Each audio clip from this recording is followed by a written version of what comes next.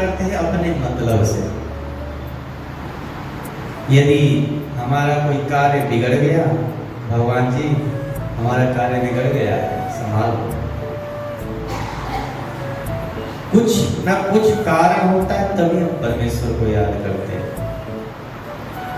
भगवान श्री कृष्ण गीता जी में कहते हैं कि इस दुनिया में 4 ही प्रकार के लोग मेरे को भजते हैं। 4 ही स्थिति में मेरे को याद किया जाता है इस दुनिया में। चतुर्विधा भजन्ते मां। 4 प्रकार से लोग मुझे भजते हैं। वो 4 प्रकार के लोग कौन कौन से हैं? तो भगवान श्री कृष्ण गीता जी में कहते हैं, आर्तो जिज्ञासु अर्थार्थी ज्ञानी च भरतर्षभ। सबसे पहला तो आर्त। अभी आर्त कौन है महाराज?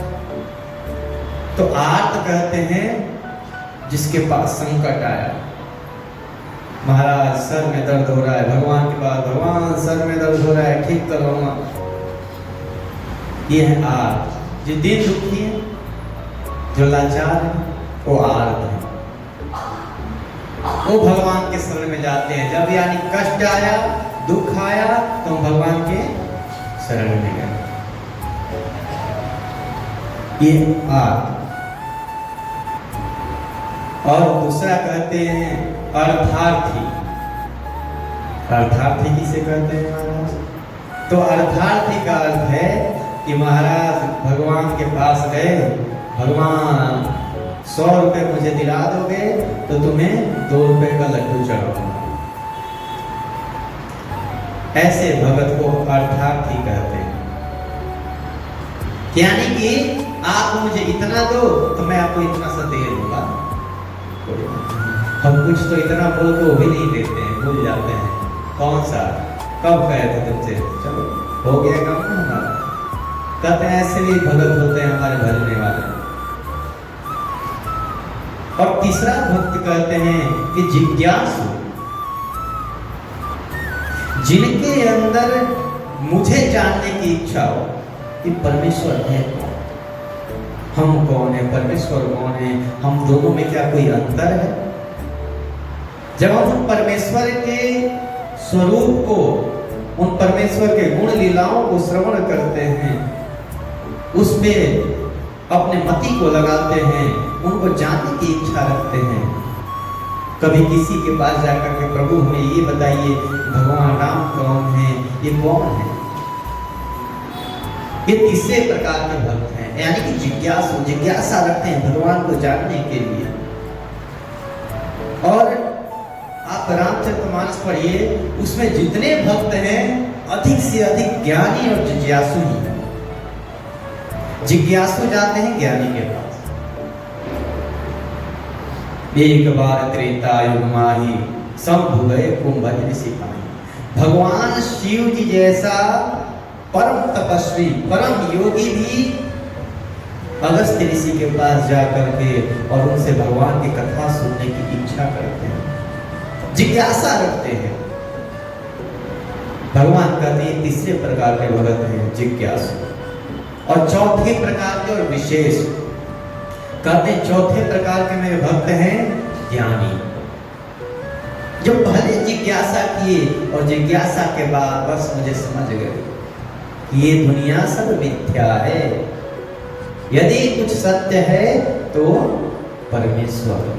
और ये जान करके मेरे को भजते हैं, वो उत्तम मेरे भक्त हैं। आर्तो जिज्ञासु अर्थार्थी ज्ञानी च भरतर्षभ। हे अर्जुन, ये 4 प्रकार के भक्त हैं मेरे। और इन चारों में सबसे अच्छा भक्त और मुझे प्रिय लगने वाला भक्त कोई है तो ज्ञानी है, जो मुझे भजता है और मुझे जानता है। और वहीं रामचरितमानस में भगवान श्री राम जी कहते हैं ये चारों एक तरफ, और जो मेरी भक्ति करता है, मेरे को स्मरण करता है, ना कुछ न जाने, ना कोई पूजा, ना कोई योग, ना कोई जप, ना कोई तप, केवल और केवल मेरे को स्मरण करते रहता है और मेरे को भजते रहता है, उससे बड़ा मेरा कोई भक्त नहीं है। भगवान ने कहा कि सबसे बड़ी यदि भक्ति है तो वो भक्त है जो केवल और केवल अनाश्रित रहे, और अगर आश्रय किसी का है तो मेरा, यदि मेरे आश्रय में रहता है वो मेरे लिए सबसे प्रिय है। ये 4 प्रकार के भगत मान लो कि यदि मेरे सभा में इधर मेरे साथ बैठेंगे तो ये जो भगत है जो मेरे आश्रित है ये मेरे गोद में आके बैठेगा। और ये जो भक्त बनते हैं ये स्वभाव से तो अपने माता पिता से जन्म लेते हैं, परंतु ये भक्त तब बनते हैं जब गुरु के शरण में जाते हैं। ये ज्ञानी कैसे बनेंगे? मैंने बताया ना कि हम जिज्ञासु तो हैं, पर तो जिज्ञासा पूर्ति कैसे हो, कहाँ पूर्ति होगी? तो गुरु जी के शरण में जाने के बाद गुरु के शरण में जाए, और गुरु जी जब कृपा कर देंगे तो परमेश्वर मिल जाए। और आपसे एक निवेदन करूं, ऐसा ही नहीं है कि गुरु जी की कृपा से आपको परमेश्वर मिले। यदि उन्होंने एक बार आपके ऊपर दया दृष्टि डाल दी तो ऐसा भी होगा कि आप कारण बन जाए कि गुरु जी को भी भगवान का दर्शन हो जाए। ऐसा बहुत सारे वर्णन आते हैं।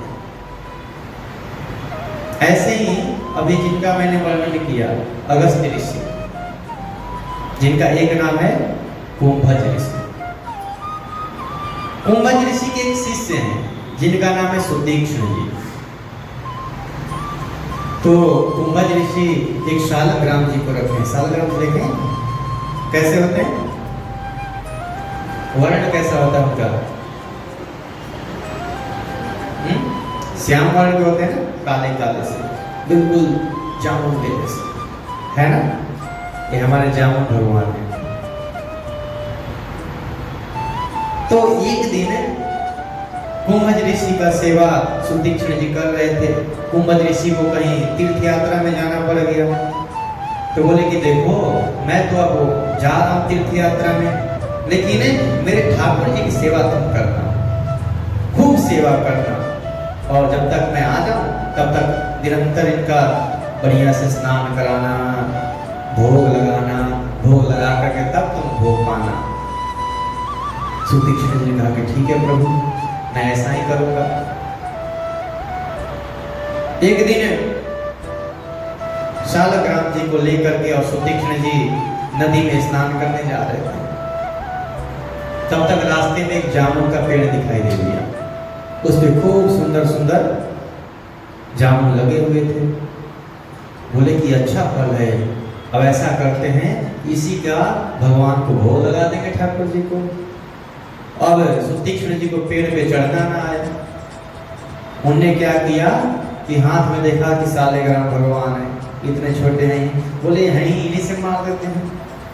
और शालग्राम जी को उठाया, लगे जामुन मारने। अब जामुन मारते मारते इतना सारा जामुन इकट्ठे कर लिए, काले काले, कोई छोटा कोई बड़ा कोई उससे बड़ा है।